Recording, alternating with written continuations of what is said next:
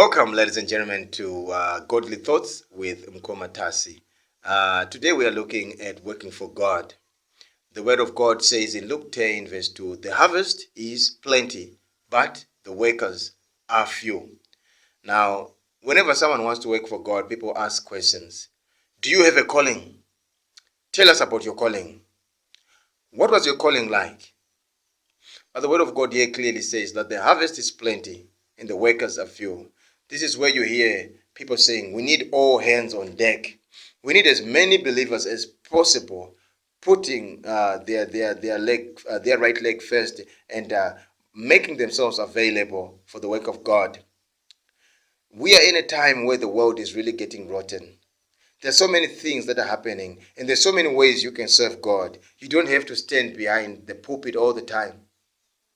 You can record your godly thoughts and share with the rest of the world. You can encourage others to follow God.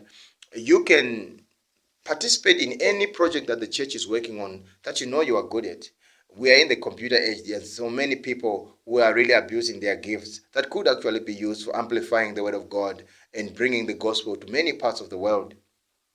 So if the harvest is plenty, Jesus goes on to say, but ask the Lord of the harvest and he will send you to do the harvest. He will give you a part, an allotment. Come and work here, do that, do this. What is the harvest? The harvest are the people who are now ripe and ready to listen to the word of God. In many cases, we find ourselves confronted with the reality of wanting to work for God and not knowing where we fit in. For some of us are not good speakers, we are not eloquent in speech. Some of us can't sing in church or dance, so we wonder, where do we fit in? We don't even know how to do ushering well because maybe some are shy. But everyone is good at something. As long as it is beneficial to the house of God, why not do it?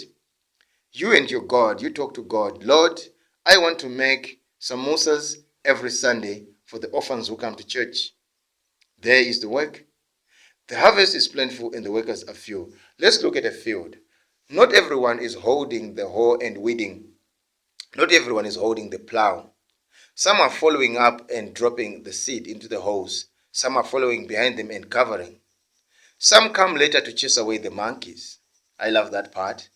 We would go to the field with our catapults to chase away the monkeys. Some come later when the harvest is now ready to winnow. Some come to cut it off and to pluck it. As long as you are ready and willing, God will find a place for you and something for you to do. There is so much work in the house of God, but there are many people who do other things and say, you know what? I will not be directly involved in the work of God. There are so many ways to serve God. Sometimes some people give towards the work of God.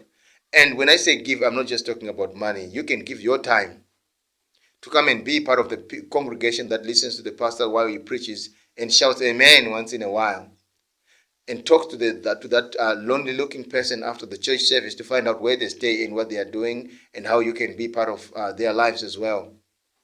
You see, in Christianity, we are called to be part of a community.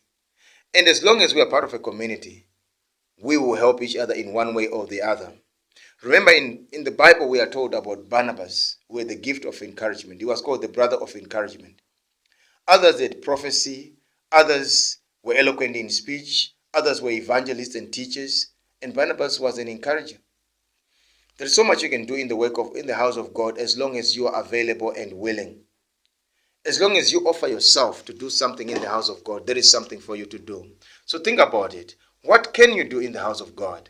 That when you meet Jesus, you will say, I'm that guy at the back who always opened and closed the curtains to make sure there's fresh air while the gospel was being preached. I'm that guy who came and swept every Sunday morning. I'm that guy who printed and distributed pamphlets of the Sunday sermon.